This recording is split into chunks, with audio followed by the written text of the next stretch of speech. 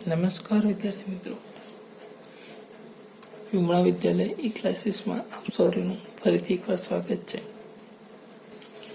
આપણે CCPHમાં 504 એમાં યુનિટ 1માં બી પાર્ટ જોઈ રહ્યા હતા, જેમાં ખૂબ જ મહત્વની એક થિયરી આપણે ચાલી રહી હતી, ફોટોવોલ્ટેઇક સેલ. એના આપણે 4 મુદ્દા ભણ્યા હતા અને એની અંદર જે બે પોર્શન આવે છે, બ્લેક પ્લેટ સેલ અને ફ્રન્ટ પ્લેટ સેલ, એ આપણે ભણતા હતા.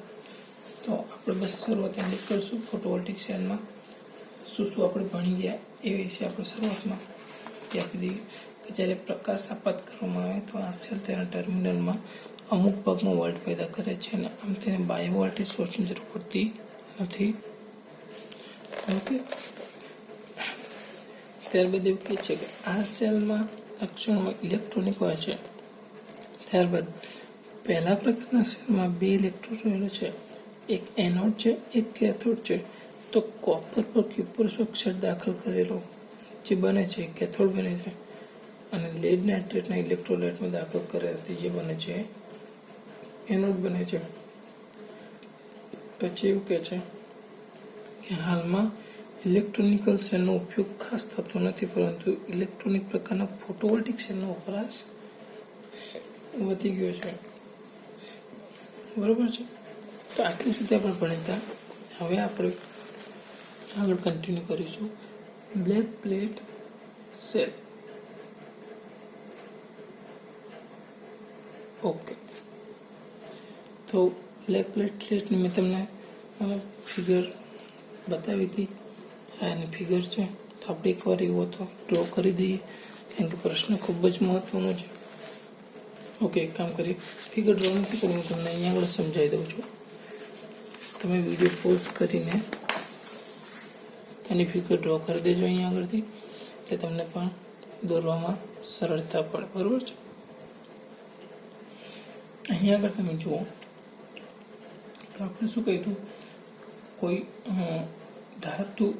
ધાતુનું મટીરિયલ હોય, એને પર બે લેયર ચડાવેલા હોય અને એ બે લેયરની અંદરથી જે ઇલેક્ટ્રોન ઉત્પન્ન થાય છે તેના આધારે આપણને ફોટોવોલ્ટેઇક સેલનું જોવા મળે છે.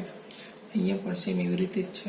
મટીરિયલની અંદર તાંબાની પ્લેટ લીધી છે, તો કે છે તાંબાના આધારવાળી પ્લેટ પર અર્ધવાહક ક્યુપરસ ઓક્સાઇડનું પડ એ પ્રથમ લેયર થયું અને એના પછી આ ઓક્સાઇડ પડ પર અર્ધ પારદર્શક ધાત્વિક પડ એ બીજા નંબર પર થયું, એટલે બે લેયર થયા અને તાંબાનું આધારવાળી પ્લેટ એ મટીરિયલ થઈ ગયું.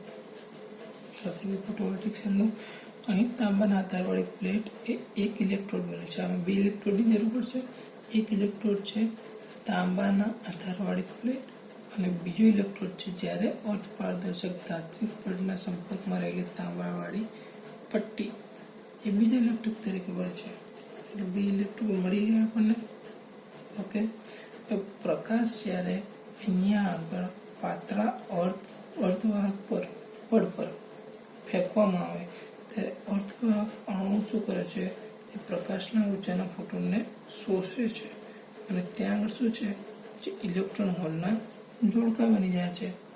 શું કરે છે પ્રકાશ, જ્યારે પ્રકાશને અહીંયા આગળ આ સપાટી, કઈ સપાટી, પાતળી અર્ધવાહક ક્યુપરસ ઓક્સાઇડ વાળી, તેના પર પ્રકાશ આપાત કરવામાં આવે ત્યારે તે પ્રકાશને શોષી લે છે. પ્રકાશને શોષીને ત્યાં શું કરે છે, પેર બનાવે છે ઇલેક્ટ્રોન હોલની. ઓકે, એટલે પ્રથમ લેયરની આપણે વાત કરી હતી. હવે શું થશે, ત્યાંથી જે પણ ઇલેક્ટ્રોન મુક્ત થશે બીજા લેયરમાં જશે. એટલે કે છે કે મુક્ત થતા ઇલેક્ટ્રોન તાત્વિક પ્લેટ તરફ આગળ વધે છે, જ્યાં તેઓ ઋણ સ્થિતિમાન રચે છે. આગળ ત્યાં ધન સ્થિતિમાન હતો, અહીંયા ઋણ સ્થિતિમાન રચે છે. આ દરમિયાન આપણે એવું કહીએ છીએ સેમિકન્ડક્ટર ધારો કે ધન સ્થિતિમાં સર્જે છે, બનાય છે. તો સેમિકન્ડક્ટર ધન છે અને એ પોતે અહીંયા આગળ ઋણ સ્થિતિમાં સર્જે છે. તો બંને ઇલેક્ટ્રોન વચ્ચે વિદ્યુત સ્થિતિમાનનો તફાવત ઉદ્ભવ થયો. બરોબર છે. ઓકે, અને આ સ્થિતિમાનનો તફાવત એક ખૂબ વધારે નથી હોતો. કેટલું વાંચાય લખેલું છે કે આશરે 0.3 થી 0.5 વોલ્ટ જેટલો, 0.3 થી 0.5 વોલ્ટ જેટલો હોય છે.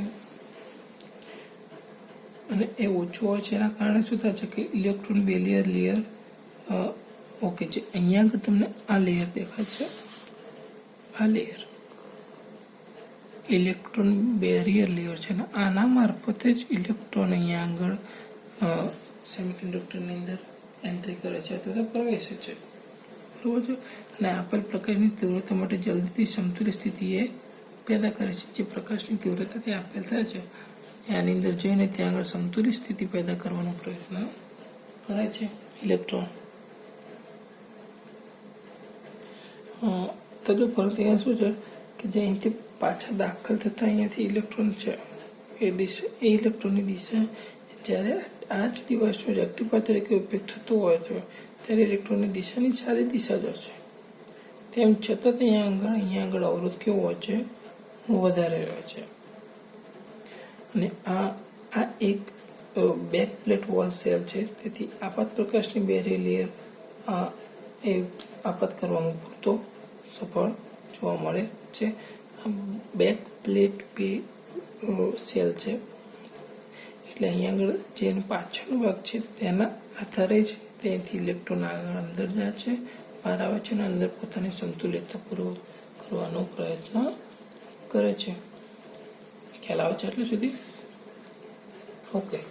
એવી જ રીતે હવે ફ્રન્ટ પ્લેટ સેલને આપણે જોઈએ, અભ્યાસ કરીએ. આ થિયરી પ્રમાણેની છે કે તમારે સમજવાની છે. આ જો થિયરી તમે સમજી ગયા ને તો તરત તમને યાદ રહી જશે, અંદર એકવાર વાંચવાની પણ જરૂર નહીં પડે, બરાબર છે. હવે ફ્રન્ટ પ્લેટ સેલની અંદર શું હોય છે એ જોઈ લઈએ આપણે. ઓકે, તો આ ફિગરને ધ્યાનમાં રાખો. Front plate cell, front plate barrier એટલે શું?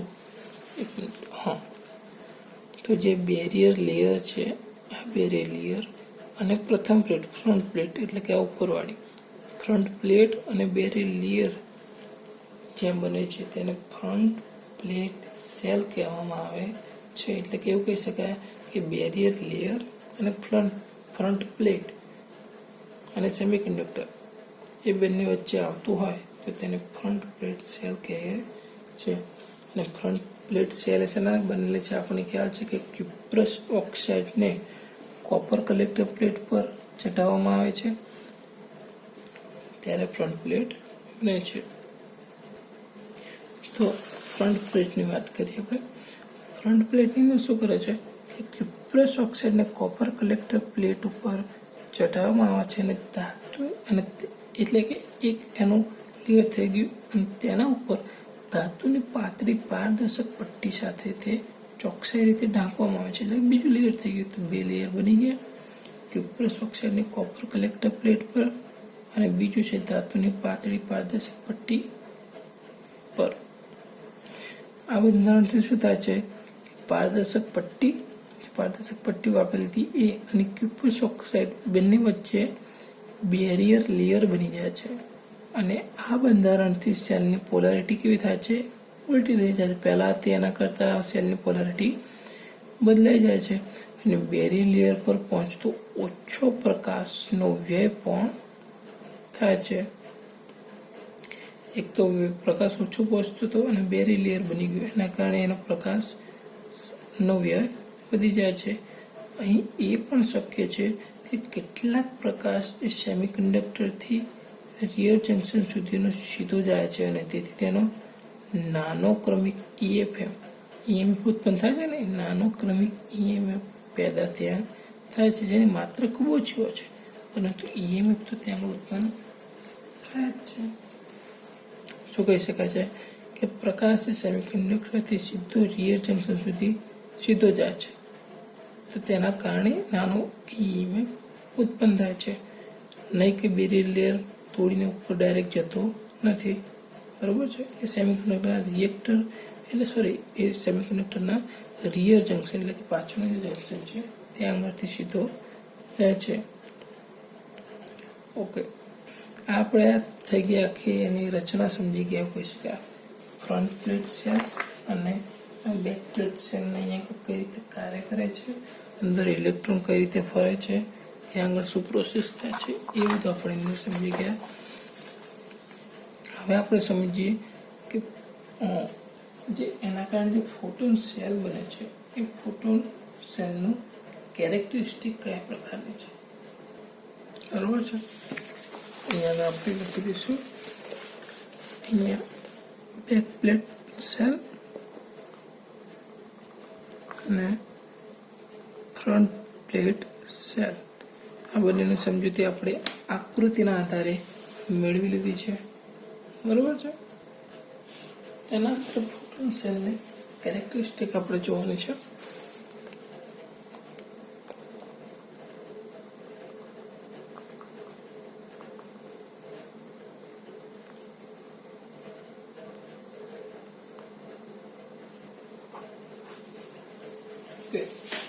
તો ફોટોન સેલની કેરેક્ટરિસ્ટિકમાં સૌપ્રથમ આપણે એ જોઈ શકીએ જે આપણે ફ્રન્ટ વોલ સેલ પણ જોયું, ફ્રન્ટ પ્લેટ સેલ. એ ફ્રન્ટ પ્લેટ સેલની સંવેદનશીલતા એ બેક પ્લેટ સેલની અસરકારક ક્યુપ્રસ ઓક્સાઇડ દ્વારા શોષાતો પ્રકાશ છે એ સિવાયનો બાકીનો પ્રકાશ બેરી લેયર સુધી પહોંચાડે છે, બરાબર. તો એવું કહી શકાય, આપણે લખી દઈએ. ચલો, ફ્રન્ટ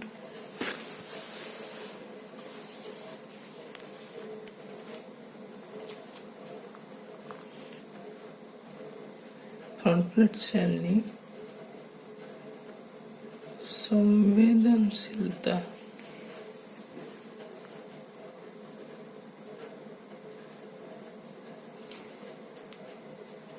એ બેક પ્લેટ સેલની અસરકારક ક્યુપ્રસ ઓક્સાઇડ હશે. કયો હશે? ક્યુપ્રસ ઓક્સાઇડ દ્વારા શોષાતો જે પ્રકાશ છે તે પ્રકાશ સિવાય બાકીનો પ્રકાશ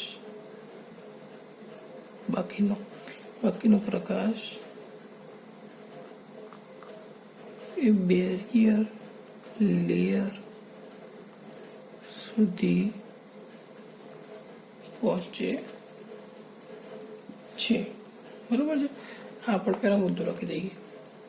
તેના પછી બીજું એવું છે કે ફ્રન્ટ પ્લેટ સેલ એ 5000 એંગસ્ટ્રોમ એ પ્રવાહના મહત્તમ મૂલ્ય સુધી પહોંચે, જ્યારે બેક સેલ છે એ 6000 એંગસ્ટ્રોમ સુધી પહોંચે છે.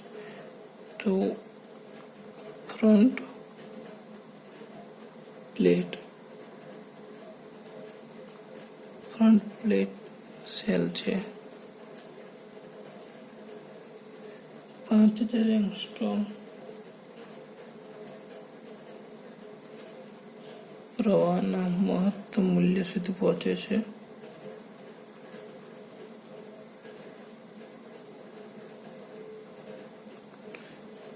જ્યારે બેક પ્લેટ સેલ એ 6000 એંગસ્ટ્રોમ પ્રવાહના મહત્તમ મૂલ્ય સુધી પહોંચે છે. પ્રવાહના મહત્તમ મૂલ્ય સુધી પહોંચે છે. પછી એવું કહેવામાં આવે છે ત્રીજા પોઈન્ટમાં કે હા, જે બેરી લેયરની વાત કરીએ આપણે, જે બેરી લેયરનો શોર્ટ સર્કિટ પ્રવાહ એ આપાત પ્રકાશના ફ્લક્સના સમપ્રમાણમાં આવે છે. જે બેરી લેયરની આપણે વાત કરી એ બેરિયર લેયરનો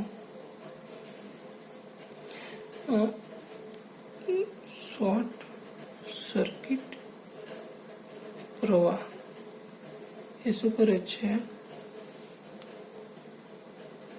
આપાત પ્રકાશ ફ્લક્સના સમપ્રમાણમાં હોય છે. કેવા?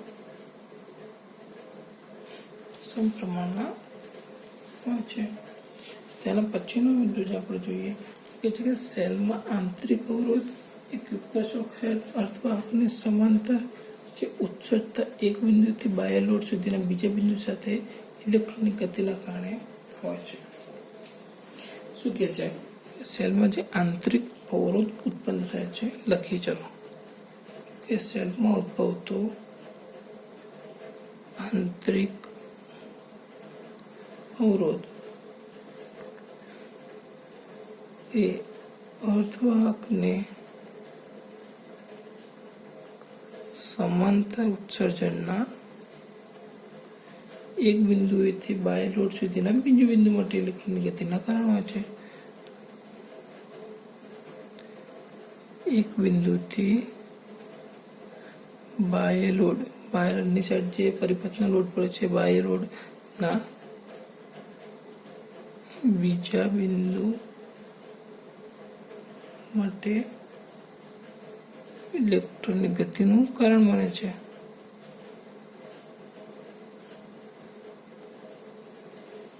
કારણ બને છે તો કારણ હોય છે, બરોબર. અને તેના પછી છેલ્લો મુદ્દો એવો આવે છે કે પ્રકાશની જે વધઘટ થાય છે તેમજ જે મોડ્યુલેટેડ પ્રકાશ બેરિયર લેયર છે અથવા તો અર્ધમિશ્રિત કે જેની અંદર અડધું મિશ્રણ છે એવું પ્રકાશનું બેરિયર, તેનો પ્રતિભાવ કેવો હોય છે? ધીમો પડી જાય છે. જેના માટે બેરિયરની બંને સપાટીઓની ઉચ્ચ ક્ષમતા હોય છે.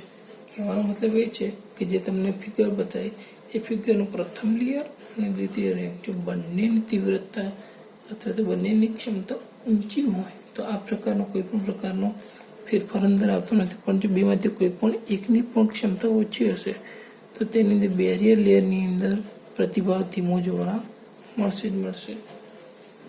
તો આપણે લખી દઈએ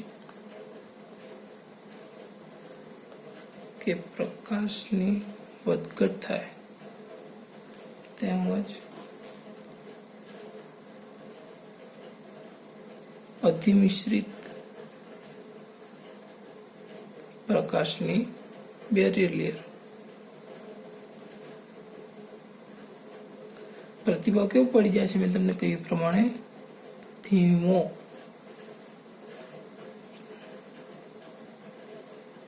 પ્રતિભાવ ધીમો હોય છે અને આ પ્રતિભાવને કોના પર જવાબદાર છે? જેના માટે બેરિયર લેયરના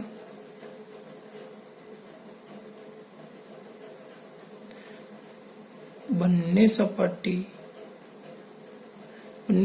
કેવી હોવી જોઈએ? ઉચ્ચ ક્ષમતા જવાબદાર, ઉચ્ચ ક્ષમતા વાળી હોવી જોઈએ, બરાબર. જેના માટે જવાબદાર છે એવું પણ કહી શકાય, બરાબર છે. તો આજના લેક્ચરમાં અહીંયા સુધી આપણે રાખીએ. આપણા ફોટોવોલ્ટેઇક સેટનો ખૂબ જ મહત્વનો પ્રશ્ન છે. બસ એ જ પ્રશ્ન આજે અહીંયા આગળ આપણો પૂરો થાય છે. આખો પ્રશ્ન આપણે ભણી દેવાનો શું કઈ રીતનું અંદર જોયું છે એક વાર જોઈ લઈએ. Photovoltaic set, okay. ફોટોવોલ્ટેઇક સેટના શરૂઆતના મુદ્દા આપણે જોઈએ જ્યારે પ્રકાશ આપાત કરતા, ઓકે.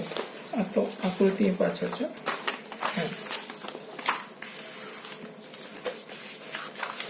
ફિગર ધ્યાનમાં રાખજો.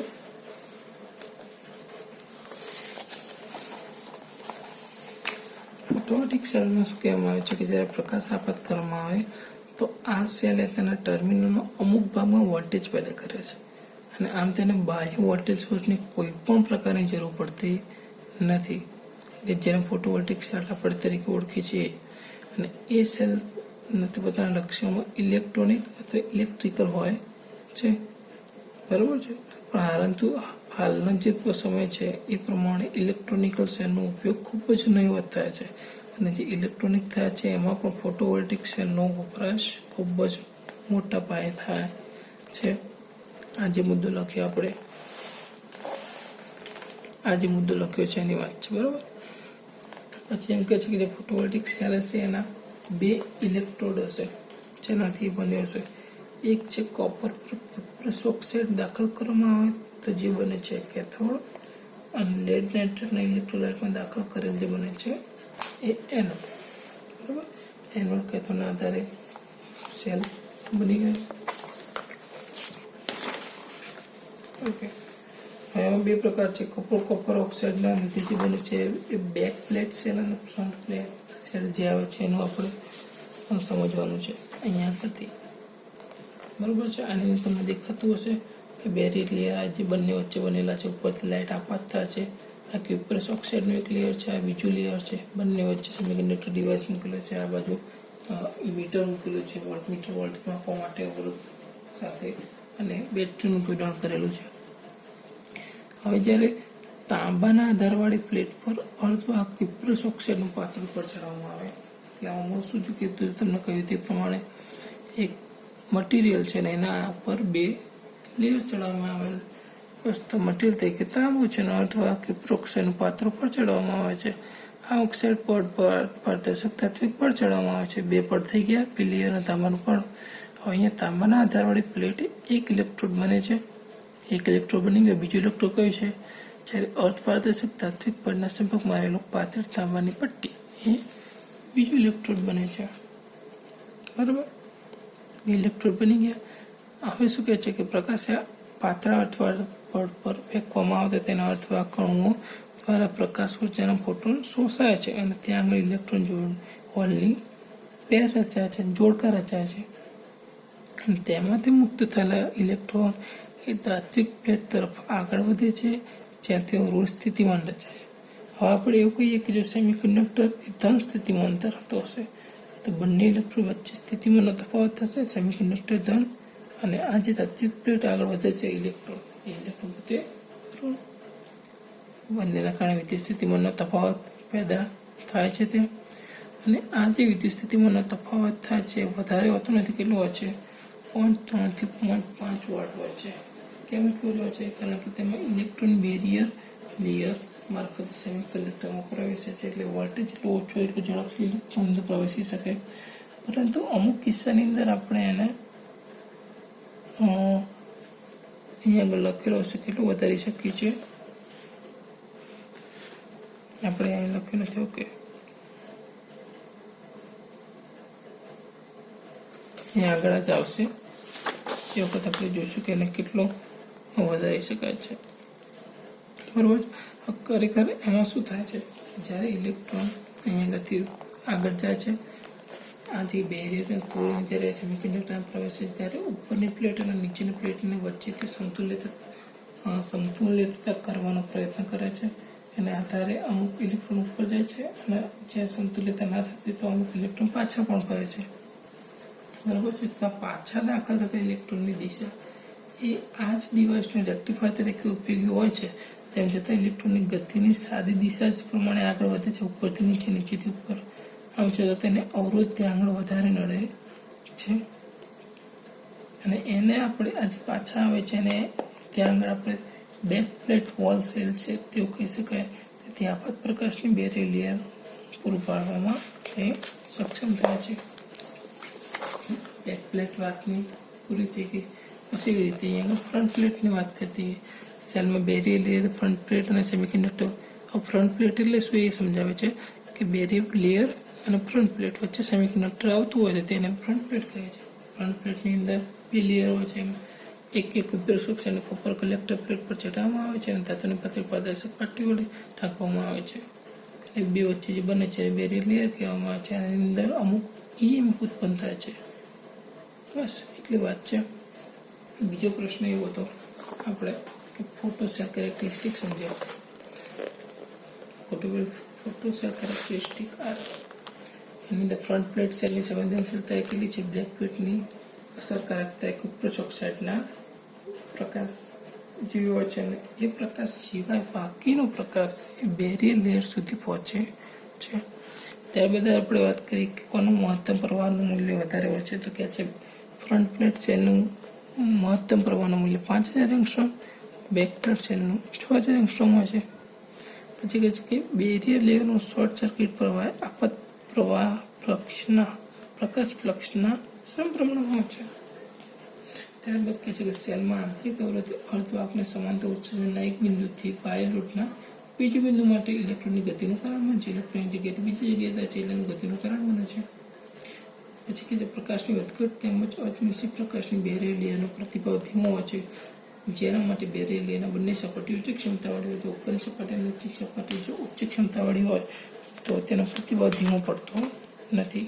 તો આ થિયરી આટલી થિયરીઓ આપણે આજ સુધીમાં ભણ્યા. હવે અહીંયા આટલું રાખીએ છીએ.